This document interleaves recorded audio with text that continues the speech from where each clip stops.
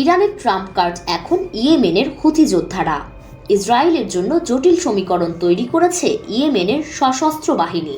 Houthi বিদ্রোহীদের ক্ষেপণাস্ত্র হামলায় ঘুম হারাম হয়ে গেছে ইসরায়েলিদের। মিসাইল হামলা থেকে বাঁচতে লাখ লাখ ইসরায়েলি বাংকারেও আশ্রয় নিয়েছে। এবার বিস্ফোরক তথ্য জানালো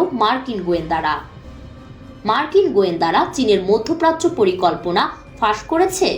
মার্কিন গোয়েন্দারা জানিয়েছে চীন ইয়েমেনের হুথি বিদ্রোহীদের অস্ত্র দিচ্ছে। এর বিনিময়ে চীন লোহিত সাগরের নিরাপত্তা নিয়ন্ত্রণ করতে চায়। হুথিদের সাথে চীনের সম্পর্ক কি শুধু অস্ত্রের জন্য, নাকি এর পেছনে বড় পরিকল্পনা আছে? লোহিত সাগর বিশ্বের গুরুত্বপূর্ণ জলপথ। এখান দিয়ে 1/3 তেল পরিবহন হয়। এটি বিপদে পড়লে বিশ্ব অর্থনীতি ক্ষতিগ্রস্ত হবে।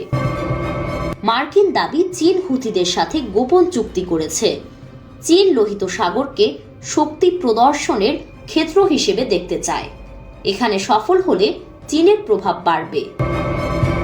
হুথি বিদ্রোহীরা ইয়েমেনে শক্ত অবস্থানে আছে। তাদের সামরিক ক্ষমতা দ্রুত বাড়ছে। মার্কিন প্রতিবেদন বলছে তারা চীনের প্রযুক্তি দিয়ে ক্রুজ ক্ষেপণাস্ত্র তৈরি করছে। এর আগেও চীন আফ্রিকার দেশগুলোর সাথে কাজ করেছে। এবার মধ্যপ্রাচ্যে সরাসরি জড়িয়ে বড় ঝুঁকি নিচ্ছে। চীন সফল হলে এটি যুক্তরাষ্ট্রের জন্য বড় ধাক্কা হতে পারে। এমনকি শোনা যাচ্ছে 2024 সালে হুথিদের একটি প্রতিনিধি দল চীন সফর করেছিল। তাহলে কি চীন আর হুথিদের মধ্যে কোনো গোপন চুক্তি হয়েছে?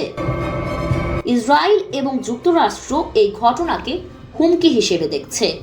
এর আগে ইরানকে হুথিদের অস্ত্র সরবরাহের জন্য দায়ী করা হলেও এবার দৃশ্যপটে এসেছে চীন। যুক্তরাষ্ট্র ইতোমধ্যে চীনা কোম্পানিগুলোকে বিচ্ছিন্ন করার পরিকল্পনা করছে।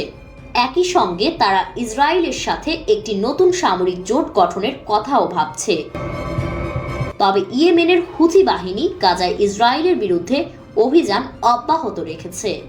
হুথিরা গাজায় ইসরায়েলি আগ্রাসনের প্রতিক্রিয়া হিসেবে ইসরায়েলগামী জাহাজের উপর নৌ নিষেধাজ্ঞা আরোপ করেছে।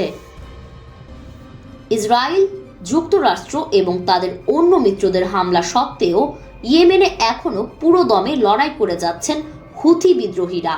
এখনও গোষ্ঠীটিকে নিয়ে আতঙ্কিত ইসরায়েল। কারণ গাজায় হামাস এবং লেবাননে হিজবুল্লাহর সঙ্গে সংঘাতে নিজেদের সফল দাবি করলেও ইয়েমেনে হুথিদের সঙ্গে কিছুতেই পেরে উঠছে না নেতানিয়াহু বাহিনী।